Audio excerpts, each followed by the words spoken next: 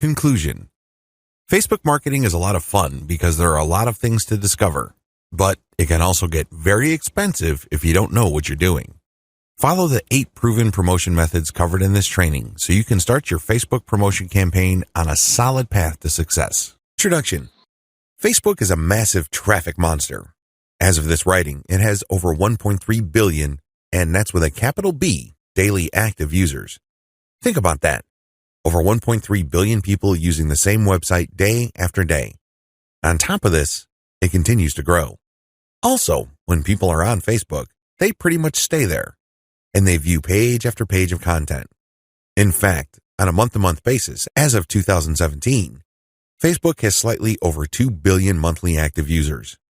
Of all Americans, 79% use Facebook at some level or another. If this wasn't impressive enough, the next platform that gets the highest percentage of American users is Instagram, which is owned by Facebook. Instagram clocks in at 32% of American usage.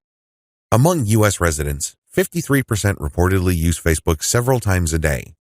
In terms of the world's total population, more than 22% of people on the planet use Facebook with some level of frequency. The point is, Facebook is a massive traffic monster. You really can't afford to miss out on Facebook and its marketing potential. If this wasn't impressive enough, wait, it gets even more mind-blowing. Once people log into Facebook, the system basically keeps tight surveillance on them. And the crazy thing is that this is all done with their permission. When you sign up for Facebook, there is a user license agreement that you must consent to. Unless you read the fine print, you wouldn't become fully aware that once you sign in, every like, comment, share, as well as pages that you liked and even ads that you clicked will be monitored by Facebook. It's as if by watching your behavior, Facebook can make educated guesses as to what your interests are and can then show you advertising that fits those interests. Sounds pretty fair, right? Well, this extends across the board. That's right. Every group you join as well as interactions on Messenger are monitored, tracked, and targeted by Facebook. This is not lightweight targeting, mind you. When it comes to fine laser targeting of demographic groups based on individual user behavior, nothing even comes close to Facebook. As awesome as these traffic statistics, advertising technologies, and promotion potential may be, I've got some bad news to report. Too many businesses still fail to fully leverage Facebook. This training teaches you the best ways to promote on Facebook. It also gives you step-by-step instructions so you can engage in Facebook marketing with a higher than average chance of success. 10 common Facebook marketing mistakes. There are very common marketing mistakes that even promotion veterans commit on Facebook. It seems like even the very best of us are not immune to these common mistakes. It's a good idea if you want to save a lot of time, effort, and money at this point to become aware of these mistakes. This will decrease the likelihood that you will probably commit these same errors. Starting off paid campaigns with a bang. Do not start off your paid campaigns with a bang. Start with a free campaign first. Build your audience organically. Get some consumer intelligence. Then you should have the information you need to put together an experimental paid marketing campaign. Start low and slow. The worst thing you can do is to jump in with a massive budget and absolutely no clue. Starting a paid campaign with an immature page. If your page is very new or there's really not that much engagement yet, you might want to hold off on a paid campaign. You simply don't have enough target audience profiling information to base a successful paid campaign on. Using mass content posters with discovery tools. Many marketers use some sort of one-size-fits-all mass promotions tool for Facebook. They would discover all sorts of Facebook groups and pages, and then they would use this tool to spam those areas. Don't do that. You're not doing your brand any favors when you do that. All you're really doing is you're spamming. It's only a matter of time until you get banned. Promoting direct affiliate links or direct sales page links. There's an old saying, you can lead a horse to water, but you can't make it drink. By the same token, you can get a lot of people on Facebook to click on your links, but don't expect them to convert once they go to that affiliate sales page or your own direct sales page. Why won't people buy? After all, they did click on your ad, right? Answer, they haven't been properly qualified. In many cases, they click out of curiosity. Maybe they clicked by mistake. Whatever the case, you still did not get a sale. Posting direct links is not the way to go. You have to build confidence. you have to build trust first. Pulling random content and curating them based solely on keywords. You can't be lazy and just set Facebook publication tools up to just pull any and all content from Facebook that has something to do with your keywords and then just blast them out. You're just spamming when you do that. You have to be very deliberate and careful regarding the kind of content, whether curated or not, that you will associate with your brand. Rotating and republishing the same content over and over again. Have you ever gone to a Facebook page and it seems like all the content got reposted over and over again within the same day?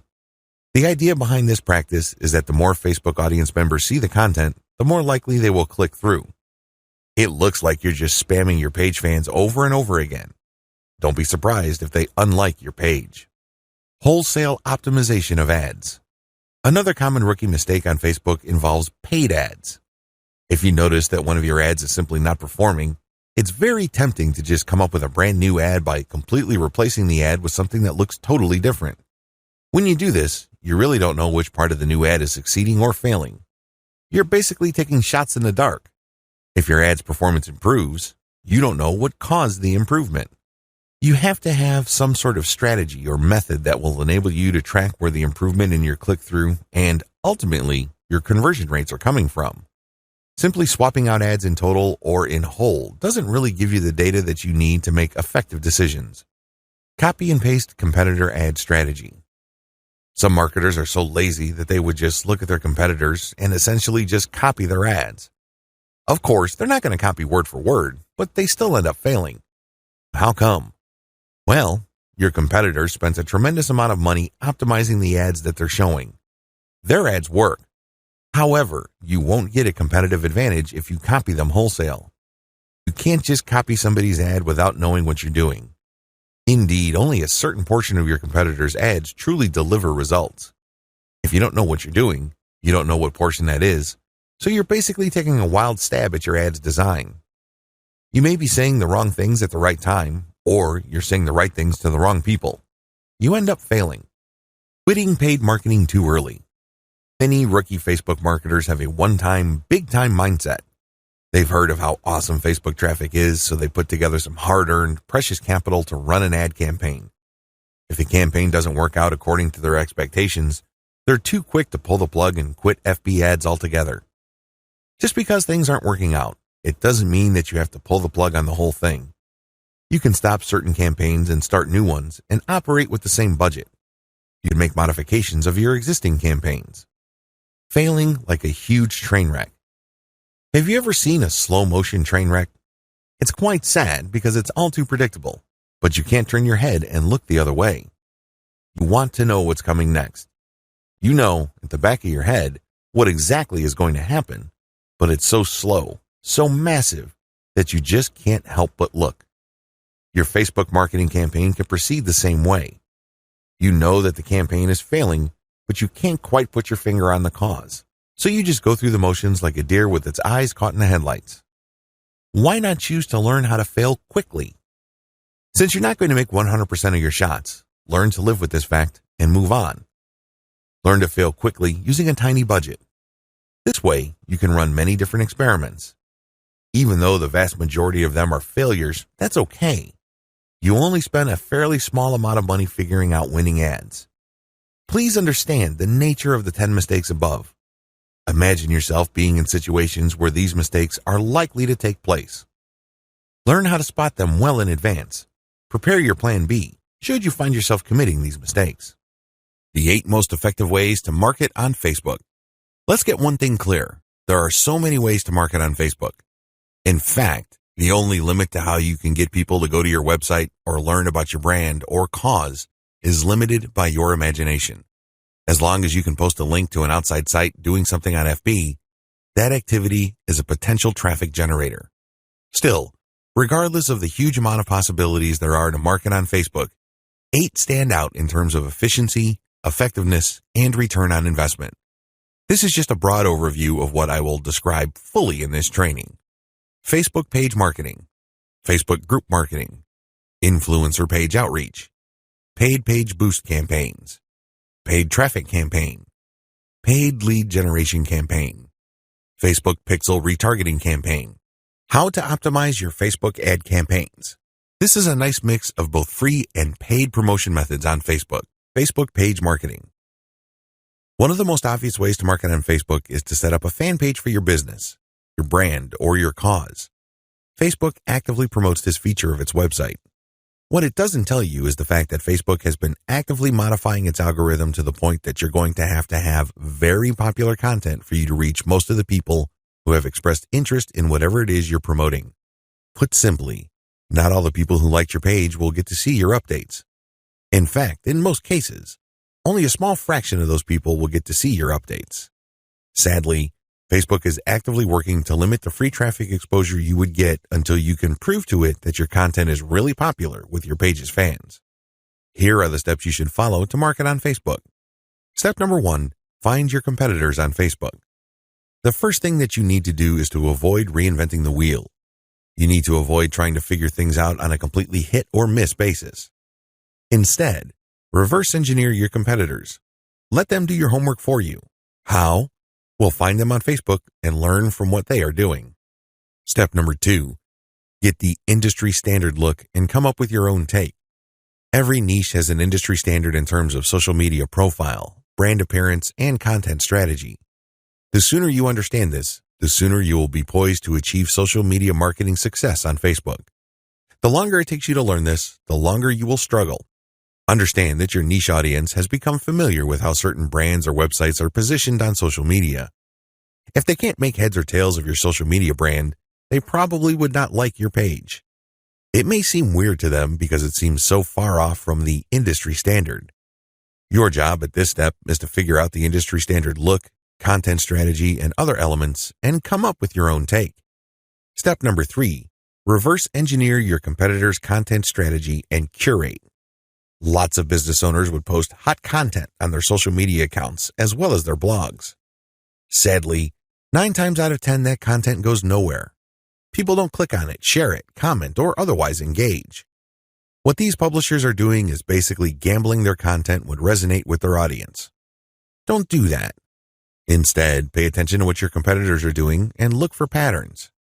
If you notice that your competitors keep sharing content regarding the same type of theme or topic, they may be onto something. They wouldn't waste all this time, effort, and energy talking about the same stuff over and over unless, of course, it connects to their audience at some level or another and produced results. Now, to verify this, look at how many times that piece of content got shared or liked. That should give you some sort of objective proof that this content actually resonates with your target audience members. When you reverse engineer your competitors, you are essentially copying their strategy to reach the same eyeballs that you're trying to reach. This also applies to content curation, where you take content that is published by other people and you promote it on your social media platform. This creates a win-win situation because you're not ripping off this content. You are copying the content's link, including a short commentary, and allowing people to click on the link. This creates a win-win situation. The publishers of this content get traffic. You get to build credibility because you're sharing information that your target audience members would actually be interested in, and this leads to the possibility that they would like your page. Once you have built up enough page likes, you can then start sharing your own content, which leads to direct traffic to your website. Step number 4, pick the best performing or most popular type of content and scale up. Post content for a few weeks. Keep publishing, and then look at the content that gets the most engagement. Which shared materials get the most likes, the most shares, the most comments? At some point, you're going to ignore other types of content and focus on the ones that perform the best. For example, if you have a Facebook page on Chihuahuas and you notice that third-party articles on Chihuahua houses get a lot of shares, likes, and comments, you might want to eliminate most other types of content and focus on Chihuahua houses, because those get the most love from your audience. Step number 5, come up with your own version. Come up with your own version of winning content. For example, you know that Chihuahua houses get a lot of love and are very popular on your page. Come up with your own articles about that topic. These articles, of course, drive traffic directly to your blog or your online store. These have to be at the same level of quality as your third-party content, or better.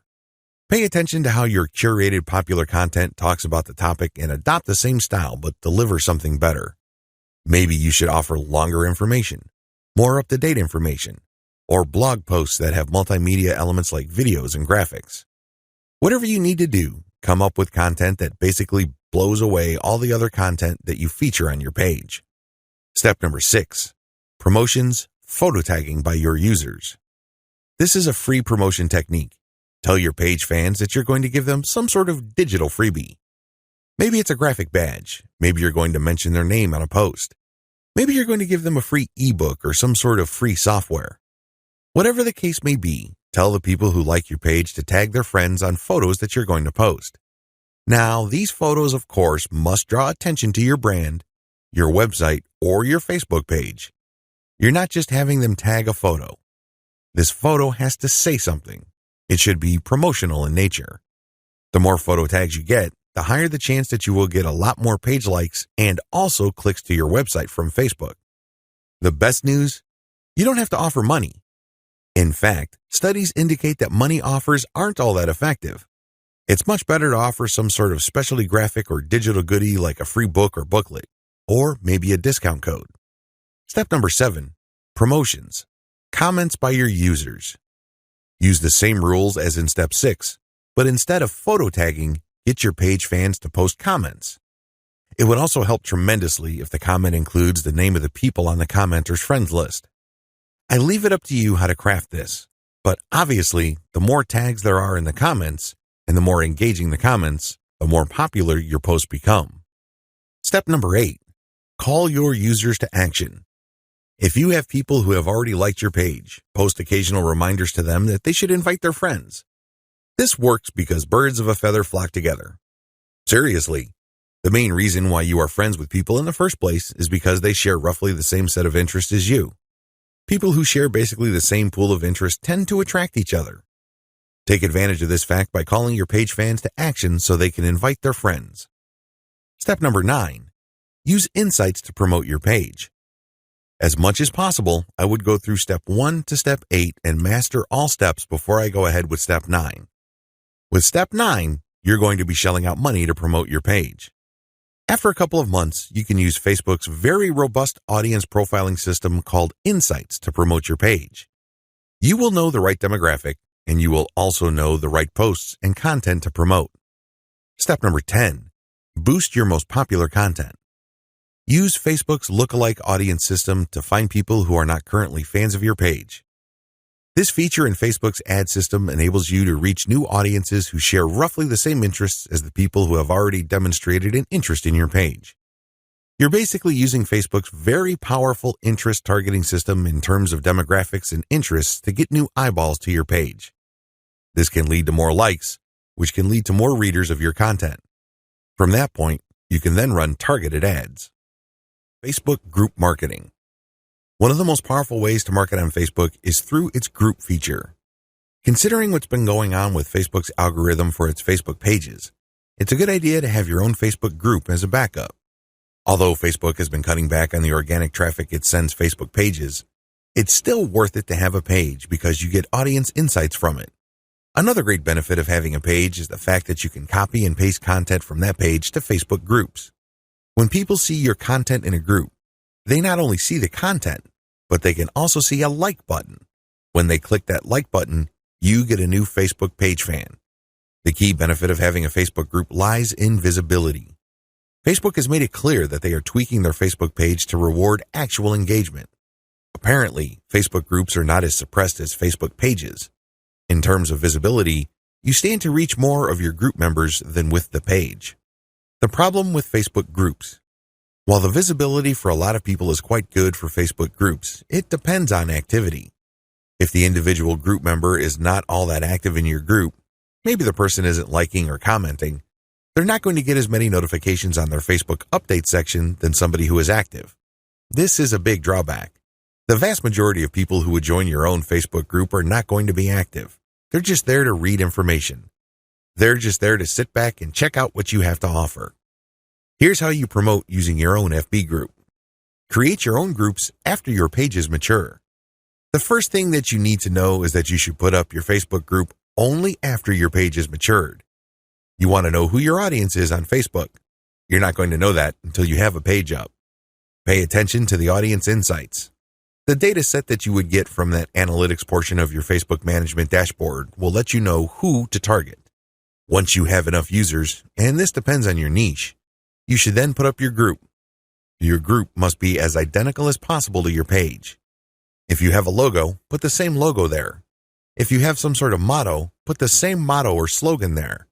The key here is to use your Facebook group as an extension of the brand that you're creating with your Facebook fan page. Give your group members a reason for coming back. This, of course, means original content or freshly curated content that you don't show on your Facebook fan page. You have to give people a reason for following you on as many different places on Facebook as possible. This, of course, boils down to premium content. Market to other groups. This is the most important part of Facebook group marketing, because if you were to just build your own group as a supplemental source of traffic for your page, you're probably not going to grow all that much. You have to go to other groups which have already done a good job attracting the eyeballs that you want to attract. There has to be a tight fit between these groups and your niche. Go to those places and become a credible poster. This means that you should refrain from just dumping the same content that you have on your page to these groups. Invest time in them to become a local expert or a credible authority. It doesn't take much. If you're the first person to always comment and your comments are always insightful or bring new information to the table, people sit up and pay attention. People can see that you are an asset to the community, and they are more likely to give you the benefit of the doubt when you share content that obviously comes from your page. Once you have established credibility, share your own page content. As I've mentioned above, these posts not only have content and your brand, but also a like button. This is a great way of getting page fans. Always engage. When people comment on what you post, reply. They might be haters, they might be critics, but it doesn't matter, reply anyway. This conditions the mind of your readers that you are approachable, accessible, and you actually want to help people out. If you just drop a link and take off immediately, you're a spammer. You're not a community member. You're obviously not somebody who's there to add to people's knowledge and bring value to their lives. My most important tip: after sharing high-quality third-party content that you do not share on your page in groups, pay close attention to your page's audience insight. Find your most popular piece of content. Look for third-party content that is similar to that and see if you get a lot of positive engagement when you share that material. If this pans out, then use content from your site that fits the same themes as the tried and proven popular content on the Facebook groups that you're in, and use those to get page likes. Influencer page outreach. Influencer page outreach really boils down to creating allies. In your niche, you are sure to have competitors. However, some of these competitors are open to cooperating with you. Many will not give you the time of day, but there are few who would see the strategic advantage of partnering up instead of competing. There are also other people on Facebook who have pages and who are not competitors with you. They may even have a lot of fans. Here's how you build alliances with influence leaders on FB. Step number 1, find competitors. The first thing that you need to do is look at your notes when you reverse engineered your competitors. These people are in the same niche as you. After all, you study them to get to the industry standard content strategy as well as page layout and design for your own Facebook page. Next, you should look for non-competitors who specialize in your niche. There should be quite a few of these. These are not merchants or ones who provide services. They're not competing for the same dollars as you. Instead, they cater to the same audience as you. Try to find as many of these as possible. Step number 2, pay your dues by engaging. I know at this point it's very tempting to just go to a competitor's page and post a comment on one of their posts. In the comment, you're dropping a link to your page or to your website. You then repeat this many times on all their posts. Well, let me tell you, if you do this, you're going to get banned. Whatever links you put up will get deleted. It's a waste of time. Don't even think about it. The same applies to influential niche observers. These are non-competitors, but you shouldn't spam them either. Instead, you should pay your dues by engaging. How do you do this? First, you need to share high-quality content. It doesn't matter who wrote the content. It doesn't matter where that content goes to or links to. What's important is that it provides maximum value to anybody reading that content. It has to be on point. It has to deal with a specific theme or topic that you know that your target audience members are interested in. Next, you need to engage with people in terms of answering their questions. Try to be a facilitator. Try to be a mediator. Try to be the go-to source of information for your niche. If people are looking for statistics, go on Google and find them the statistics they're looking for. If they're looking for a video, go to YouTube and search for the content that they're looking for. The more you do this, the more people will pay attention to you because, let's face it, in any kind of online group communication platform, only a very few people actually produce high-quality content. You can count them on one hand most of the time. Everybody else is basically a leech. They take and take information, but they only give from time to time, if at all. Be that expert. Be that go-to resource. Another way you can engage is by asking questions. Now, these questions should not be very basic or dumb questions. Instead, they should be deep, insightful questions. You can also ask questions that try to tie many issues together. Many people are concerned about many different issues. When you ask questions that tie all these together, it can be very useful. You should also give feedback to people's responses. You have to do this in a respectful way. You cannot come off as a hater or somebody who's just plain negative. There is such a thing as constructive feedback. Remember, the name of the game here is to add value to the places that you're on. This means sharing information and enhancing information through proper questions and feedback. Step number 3, become credible, then reach out. At a certain point, people will start asking for you by name. People will try to reach out to you via Messenger. That's when you know that you have become an asset to these groups. That's when you know that you are on people's radars. You're not just this random person showing up every once in a while dropping a link. Instead, you're that person that helps keep these groups together. This is when you reach out. This is when you try to engage with the group admin. Usually, the best way to do this is when they engage with you. Maybe they mention your name, or they send you a message on Messenger.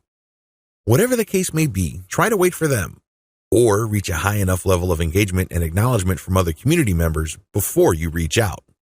What are you going to be reaching out for? Well, there are many different opportunities on the table. You can ask to swap content with your page. Most page admins don't have a problem with this. You can also ask for a shout out. Basically, the admin of the page that you're on will tell page fans to check out your page because your page is a friend of the page they run. You can go through some ideas regarding joint events. Now, please keep in mind that this is not like a real event where people have to physically go somewhere, or you have to rent out some hall, rent out security, or get food. No. This is an online event. Maybe a seminar, a live Facebook session conducted from 2 locations, or it can be an interview. Another opportunity on the table is, of course, guest blogging. You probably don't need me to remind you of how value-packed this is. Not only do you get eyeballs to your link, which can produce direct traffic, but you also get tremendous search engine optimization benefits if the partner has a high-value blog. You can also reach out for infographics. This means you create an infographic and you get the admin to post the infographic on their blog with a link back to you. Again, this boosts your SEO chances. Finally, you can collaborate on content. This is custom content intended for both your audiences. Regardless of how you cut it, influencer page outreach is a very powerful way to market on Facebook for absolutely free. Seriously, your only investment is your time. And what makes it so awesome is the fact that you are leveraging the hard-won credibility and authority of your partner. They've been there before. They put in the work and the time to develop a rapport and a solid brand with the people that follow them. When they give you a shout-out or they feature your content, or they co-host an event with you, they lend you some of their fame, which makes you credible. You're no longer some random stranger who came out of nowhere. Instead, people get this idea in their minds that if somebody they respect and admire recommends a new person, then I'll give that new person a shot. Maybe that new person is worthy of my admiration and respect. Building alliances with influential niche players is definitely worth doing. But please keep in mind that it does take time. However, if you are passionate about your niche and you view your Facebook marketing business as a real business, then this should not be a problem for you. Paid Page Boost Campaign. Another way you can get a lot of traffic from Facebook is by using a paid page boost. Basically, you are paying for the promotion of your page. This is different from a page post boost. You're not promoting the content of your page, you're promoting the page itself. This is a great way to get page likes and to broaden the statistical demographics of your page. And why is this important? Why is it a big deal that you get a broad statistical demographic snapshot of people truly interested in whatever it is you are promoting? You have to understand that Facebook works best when you target people by their interests. This is a bit tricky because if your page is statistically inaccurate as far as your niche is concerned, you probably would have a very faulty set of targeting parameters. You're not quite there when it comes to getting the interest of people you're trying to reach. This is why it's crucial that your page gets a truly honest snapshot of the range of interests as well as demographic information of the people who are actually interested in whatever you are promoting. This is hard to achieve if you are just promoting your page organically. Maybe you're not putting in that much time in getting the word out about your page. Perhaps you are just sharing the word on several groups that may not line up, demographically speaking, with your niche. Whatever the case may be, there might be a blind spot there. This is why I suggest that at least at a minimal level, engage in some sort of paid page boost campaign. Make sure your page is mature enough before you launch a paid page boost campaign. Make sure that your page has been around for a long enough time for it to build up enough user insight as well as engagement levels for you to accurately target the demographic you should begin with. This is important. If you're able to pull this off, then your demographics will help you run more successful campaigns involving your content or your direct traffic campaigns. These are campaigns that direct traffic from Facebook directly to your target website. You're going to do that primarily using a lookalike audience campaign. Make sure you're ready for a sponsored page ad buy. When you're buying a sponsored page ad campaign, make sure your page looks good. Make sure you're sending the right signals both in terms of graphics and text. You don't want to waste your money, so make sure that at least everything looks like it's ready to go. There has to be enough solid content on your page. This increases the likelihood that you will get a decent amount of page likes. Where does all this lead to? As I have mentioned above, if you get a lot of page likes, you will be able to target your intended audience better. In addition to that, you may be able to increase your reach because the more people that like your page, the bigger your base visibility becomes. If a lot of those people actively engage with your content, that percentage increases, but you're still dealing with the reality that your content will only reach a fairly small percentage of the people who have expressed interest in your content. When you increase the total amount of likes you get, you still have that same small percentage, but the raw numbers are bigger. Believe me, 10% of 100 is definitely going to be smaller than 10% of 100,000. Which position would you rather be in? This is why it's always a good idea to build up your page likes. Hand in hand with this is the fact that you can profile your users better, as I've mentioned above. This higher level of profiling paired with better content management and targeting on your part can lead to more content visibility. How come? Well, your reach can increase because of higher engagement levels. If you pay attention to what kind of content people really like on your page, and you produce more of that content and you fine-tune it so people are more likely to engage with it, this can increase your organic reach. This makes your content more visible. What is engagement? Well, people can share your stuff. They can like, they can react, they can comment. Whatever the case may be, get them to do it. And the best way to do this, of course, is to make sure that the right people are attracted to your page and you put the right content in front of the right eyeballs. Unfortunately, this doesn't happen overnight. It is neither smooth nor easy. It's one of those things that you figure out on your own on a trial and error basis. But you do have powerful tools like Facebook's Audience Insights to see which content is resonating with your audience members. You can't just set this up and forget about it. You have to actively monitor it. You have to look for patterns. But the crucial ingredient to all of this is that your page gets enough likes. That's why you have to promote it at some point. Paid traffic campaigns. For this section, I'm defining paid traffic campaigns in two forms. I can pay to boost the post, or I can pay for direct traffic to my target website. Please note that I have presented this information in that order. Boost posts first, and then pay for direct traffic. There's a reason for this. If you don't master Facebook's traffic to your page posts, then it doesn't make sense to go directly to your target website. You probably are going to spend a tremendous amount of money, time, and effort only to have very little to show for all that. It's better to boost a post in a strategic way so you can understand what kind of content connects with your intended audience. You will then be able to drive traffic to your website. You're actually killing several birds with one stone. By focusing on boosting a post, you can get more page likes, you can get more branding opportunities, and you can also get click-throughs to your target website in the form of a content link. Here's how it works. Post boosts. First, target a lookalike audience based on your user insight demographic. In other words, Facebook is going to show your ad to a fresh set of users who share the same demographic details and interests as your current page fans. People with these similarities are more likely to like your content. You're not going to pay Facebook to show your post to people who have already liked your page. Instead, you are trying to get fresh eyeballs to your page posts. You do run quite a bit of risk.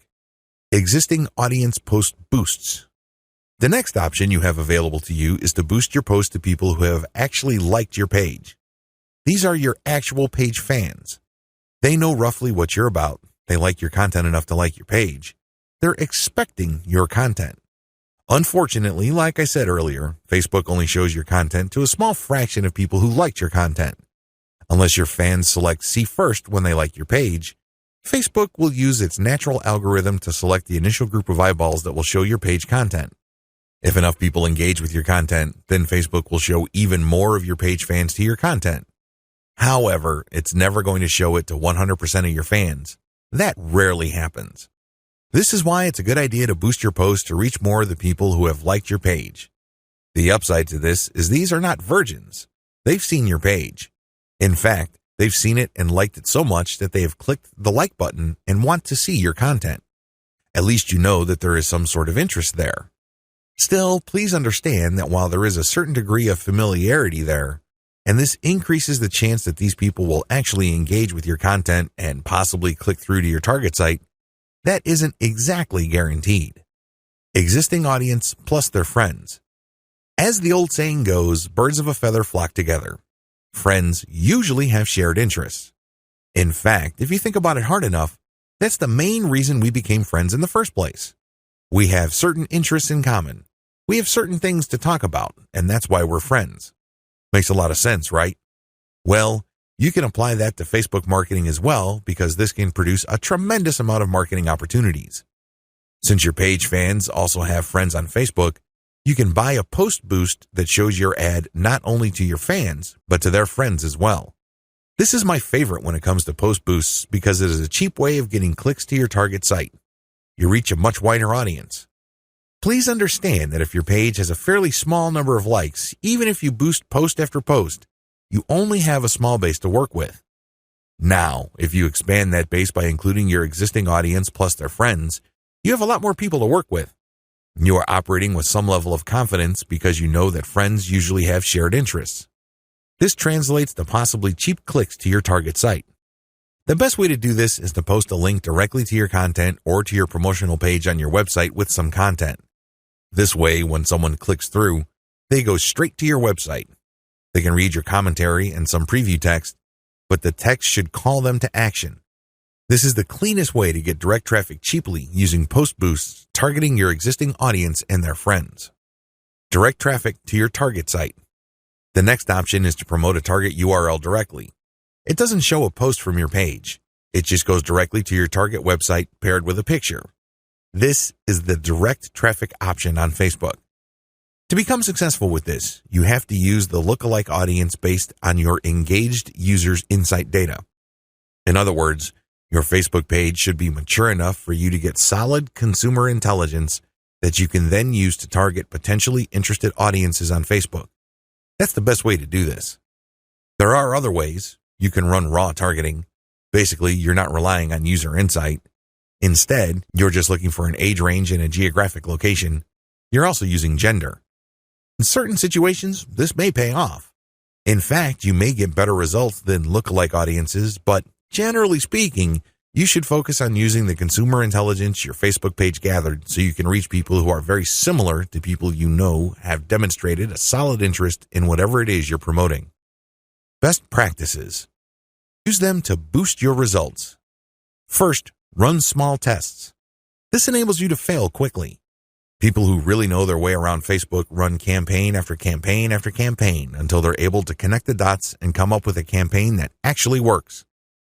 This is why you need to run small, cheap tests so you can easily see which campaigns are working out and which ones have failed. Next, make sure your budget is low. Usually, when I run a $1 campaign, that is good enough for me. $1 a day for 7 days a week, that is good enough for me to see if an ad has potential. So, I would run several ads. We're talking about $70 for 10 ads running at the same time. Third, focus on what works. Let me tell you, when you run many small tests, the winners stand out. Either they get clicks or not. That's the bottom line. However, at this stage, you're not just looking for clicks. You're not just looking for an ad campaign that gets a lot of attention. Instead, you're also going to look for an ad campaign that actually delivers conversions. You're going to have to set up your Facebook pixel to your target website so you can track whether traffic from Facebook went all the way through. I'm not just talking about traffic produced when people click on your link and they go to a content page and they leave. That's worthless. That's not going to help you. That traffic has to go to the content page, go to the sales page, and eventually make it to the shopping cart. That's when you know your campaign actually has traction. Focus on what works. Focus on what gets a high click-through rate paired with a conversion rate. However, to get there, you're going to have to burn through many ads. This is not going to jump out at you. It's not going to be obvious. It's not going to be easy. Once you have identified that ad and you've fine-tuned it, then scale it up. That's how this works. Basically, you focus on what works and then pour real money into it. Paid lead generation campaigns. Did you know that on Facebook you can collect email? That's right, you can collect leads. It's pretty straightforward. You can run ad campaigns with a lead collection button. It can be find out more, sign up, or other language. Regardless, if you're running this type of campaign, it must be highly targeted. It's really important that your targeting is spot on. I put this part of Facebook ad marketing at this point in the list of marketing methods because this takes quite a bit of work. You should be quite familiar with Facebook before you even try this. You should know your way around Facebook's ad system before you engage in paid lead generation because it can get quite expensive. If your ad doesn't get many clicks or it's super finely targeted, you don't really have that many people to work with, and this can drive up your costs. You have to know how to optimize your ad campaigns on Facebook for this to make sense. You can optimize on many levels. There are 3 levels you can optimize. Level 1, you can tweak the freebie you're giving away. This is the free stuff that you're giving away, so people are motivated to enter their email address into your form. Maybe you're giving away free membership access. Perhaps you're giving away a booklet or a book or a report, a set of templates, a set of graphics, possibly even giving away software or a mobile app. Whatever the case may be, you are giving out freebies, and you need to optimize these. What I mean by that is the freebie that you give must motivate the most people in your target audience to sign up for your mailing list. This is not easy. You cannot assume that just because you think that your booklet is awesome or is the next best thing since sliced bread, doesn't automatically mean people will agree with you. It doesn't work that way. You may have to switch from one freebie to the other until you get a high enough sign-up rate that would tell you that the freebie that you have selected is the right one. Thankfully, this is fairly easy to do with Facebook. You basically run different ads that offer different premiums. Level 2.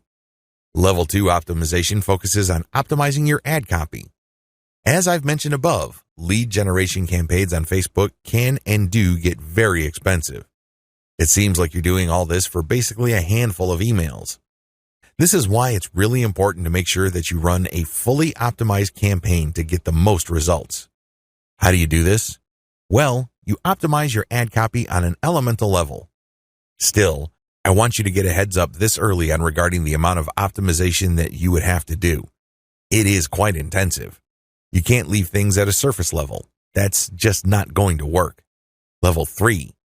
Level 3 involves optimizing based on conversions. When people click on your Learn More or Sign Up button, they're shown a form. You're going to have to keep tweaking that form to say what it needs to say to convert as much of your traffic into list members as much as possible. This takes quite a bit of time and attention to detail. Again, you have to run these experiments while minimizing your costs. Once you find out something that works, Optimize it to increase its level of conversion. Once you have picked a winner that cannot be optimized any further in terms of conversion rate improvements, that's when you scale up. That's when you pour in the dollars to reach as many people as possible to boost your mailing list sign-up. Facebook Pixel Retargeting Campaign. Facebook enables you to put their tracking pixel on your website. It will then track when people go on your site. If people end up at your shopping cart, for example, you can then run an ad reminding people about your site or reminding people about the products that they almost bought. They see these ads on Facebook.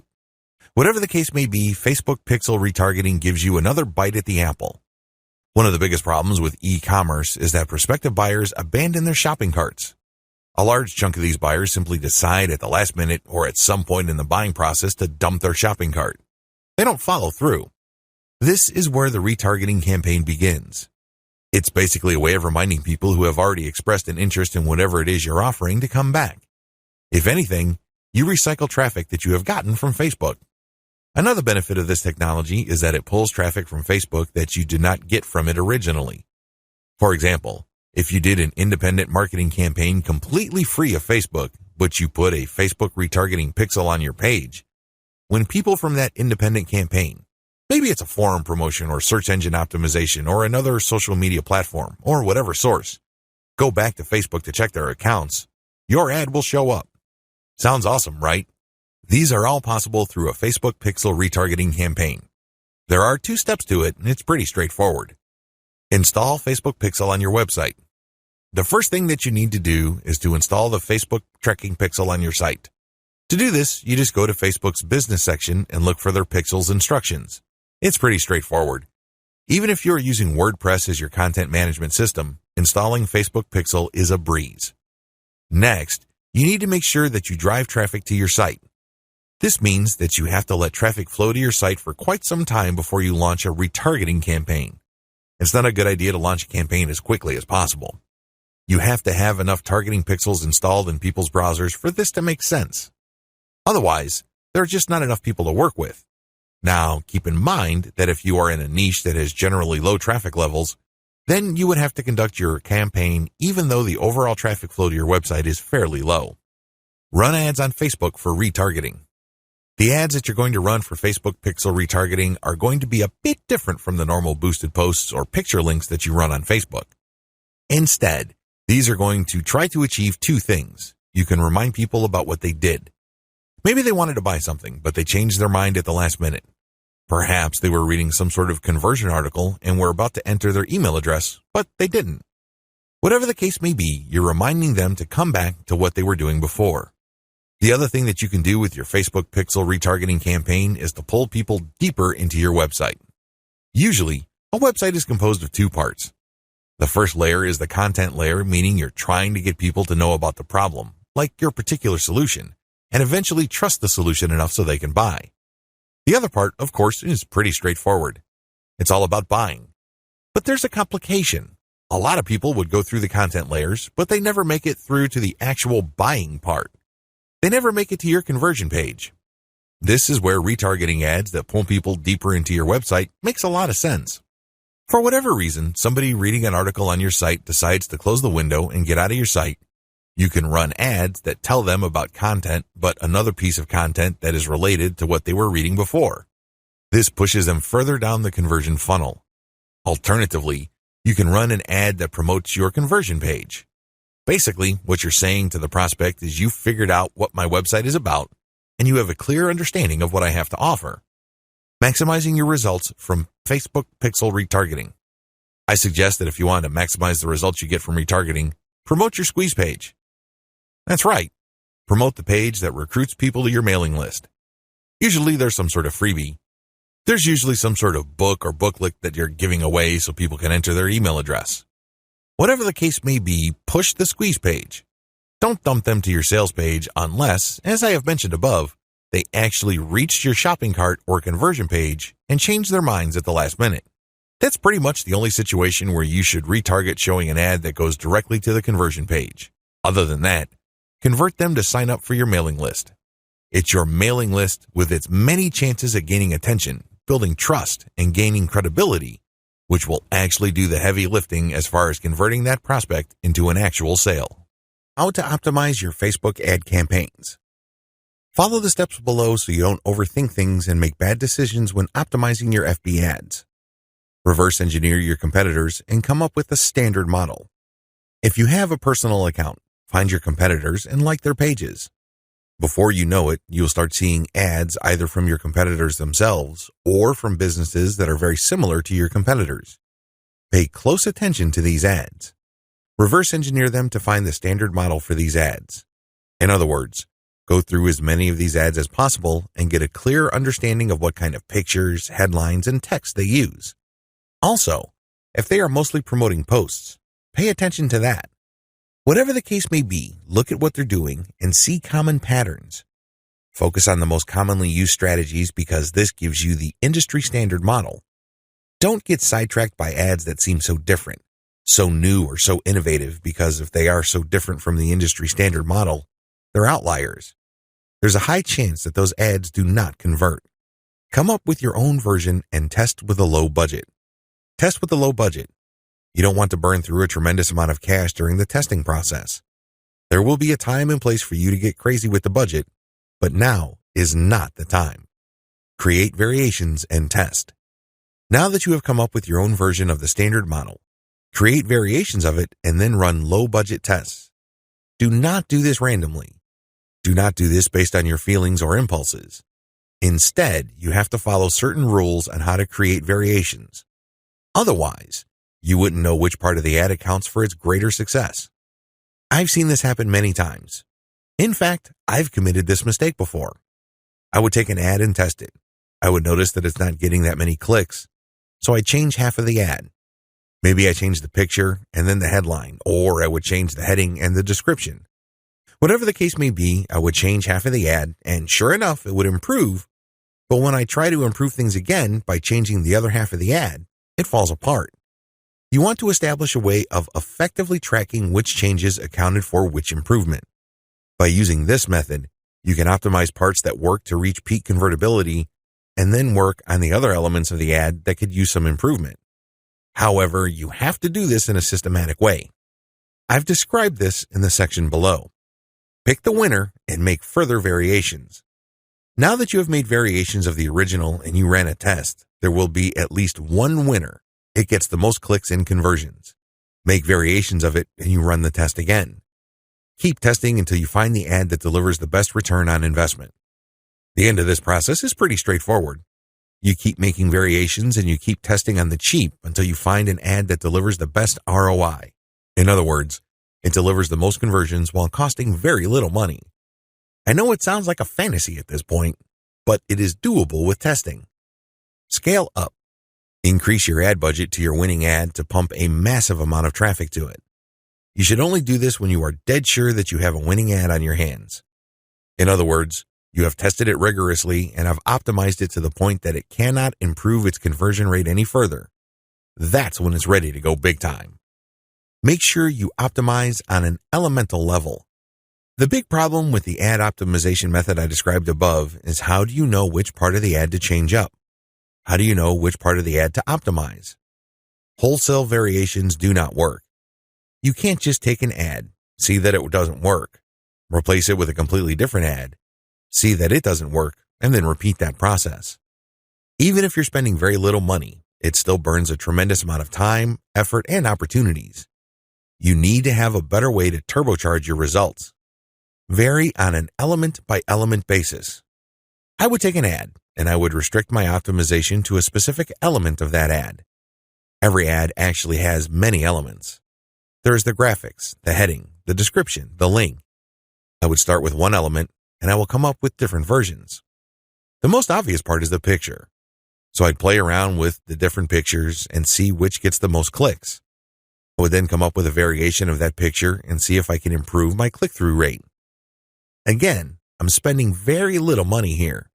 I just want to see an improvement in click-through rate for that element that I'm varying. Once I have reached a plateau and I can't improve any more on that element, I would then switch to another element. For example, if I'm running a campaign for dog food and I notice that my best performing picture after a series of variations is a picture of a chihuahua that seems to be smiling, I will keep that picture, but then I will then switch to the next element of the ad which is the headline. I would then keep varying the headline to see if I can improve the conversion rate of that ad. Once I've reached the ceiling or a plateau for improvements in conversions due to headline changes, I then move to the description. Do you see how this works? You know that you have to vary an element if you keep picking the winning variation. You do this with small tests until the whole ad is optimized. After all elements have been optimized, scale up your ad buy. Once I've gotten an ad that converts much better than its original form, and I've gone through all the elements, now is the time to scale up. This is where I pour quite a large amount of cash into my Facebook ad campaign to boost traffic.